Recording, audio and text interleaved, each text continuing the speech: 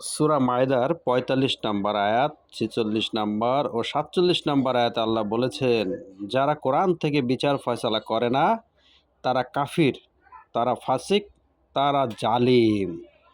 আল্লাহ বলেছেন কোরআন থেকে বিচার ফয়সালা করতে, আর আপনি বলছেন কোরআন থেকে বিচার ফয়সালা করা যাবে না।